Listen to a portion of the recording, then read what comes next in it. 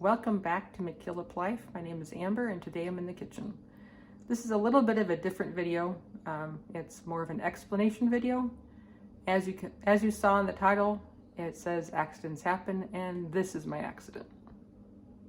So to explain, a couple nights ago I was making dinner and I was getting ready to pull something out of the oven, and I was trying to make sure the stove was cleared off, and I wiped it off with my bare hand, forgetting that I had just boiled potatoes on one of the burners. And I have a glass stove, which does not show any color when it's not turned on. It does have a little light in the corner that says I'm still warm, but if you're not looking at it and going about your business, then for me it was easy to miss. So I wiped my bare hand over a burning glass surface, basically. The good thing is I did have water right next to me in this form of the sink, so I was able to start cold water really fast on it. And that night we were able to go to a walk-in ER, and then a couple days later I was able to go to my primary care physician. And the long and short of it is I have second degree burns on parts of the palm of my right hand. The good news is it's not as bad as it could have been, so soaking it in cool water for multiple hours really helped.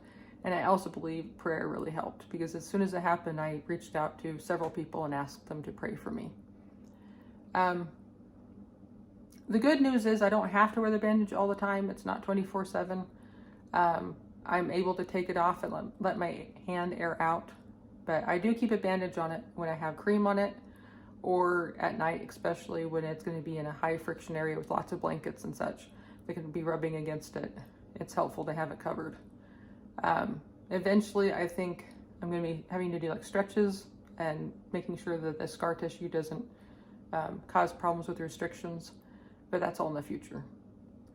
So in the meantime, I get to learn how to do things differently around my home, and especially in the kitchen. And I wanted to show, I wanted to not only explain what happened, but also show some of the accommodations I'm making during this time. So the first accommodation I wanted to talk about is actually just buying spending a little extra money for pre-processed food. So rather than buying whole mushrooms on this particular recipe I'm working on, I bought sliced mushrooms. So it saves me slicing time.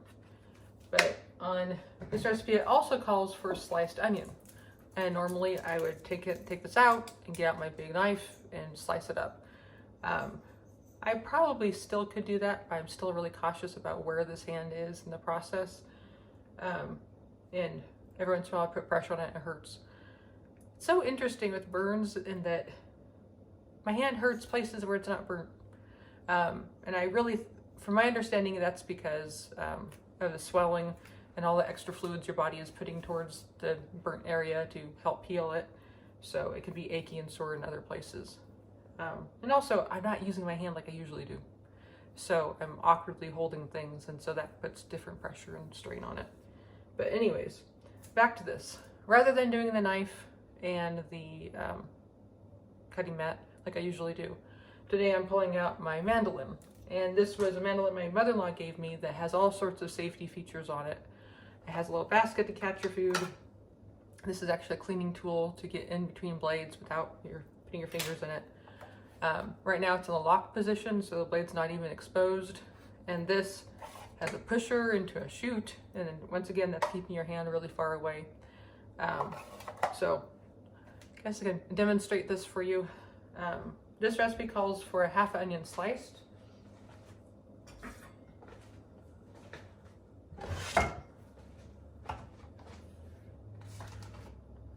So I'm going to go ahead and use the knife just to cut this in half to get her half onion.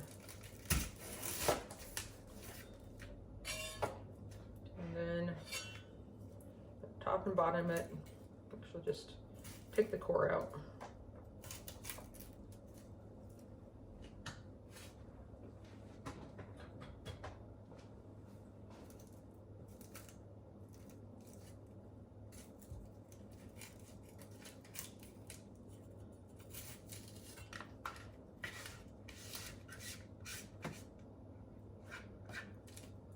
And our skin.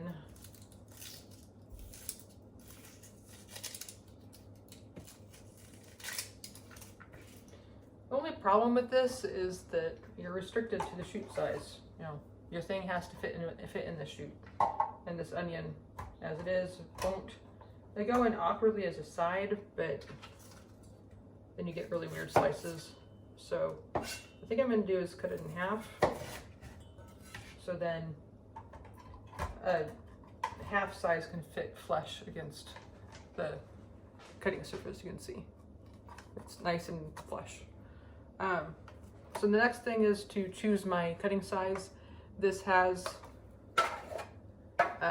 these little dials and everything, so you can set what you want. You can do one blade, 2 blades, so you can get different slices. Let's see. So currently it's set on 8, which would be the thickest. Don't think I want that. I want it thinner. So I'm going to put it to 1. And you just see how 1 comes out. And see where we want to adjust from there.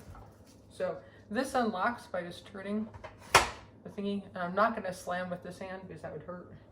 So I'm going to actually turn it around. I would normally slam with this hand. And that's the other thing. Being left-handed and watching videos back of myself, I have realized that I do a lot of things ambidextrous. I trade tools between hands without even thinking about it. And having this happen has really made me think about how I use my right hand. Like the other day I was pulling stuff out of the oven, and I usually pull it with my right hand. I was like, oh, I'm not going to do that today. So like this, I'd be slamming with this hand, and today I'm not going to. So I'm going to actually hold it with the pusher of this hand, and left-handed I'm going to be slamming it. Pressing it. So that, pretty thin slices, so I think I'm going to stick with this and just do this whole half of the onion. No, actually this is a quarter of an onion. This is actually a quarter of an onion, so we're going to do this again.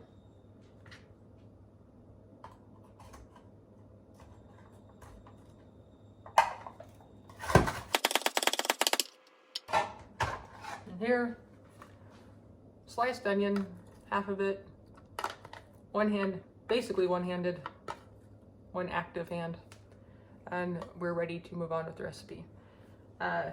Other shortcuts I have in the kitchen, I've mentioned before, is my water kettle. It's wonderful for heating things up, and to make it easier on myself, I'll be doing crock pot meals for a little bit. And honestly, when it first happened, I was like, we'll just be eating frozen pizza for a while, because within the first couple of days, I didn't really know how much use I'd have of that hand. But between frozen pizza and crock pot meals that take minimal processing of food before you get started, I think we'll be okay. So I am grateful that, as I said, the wound's not worse than it is.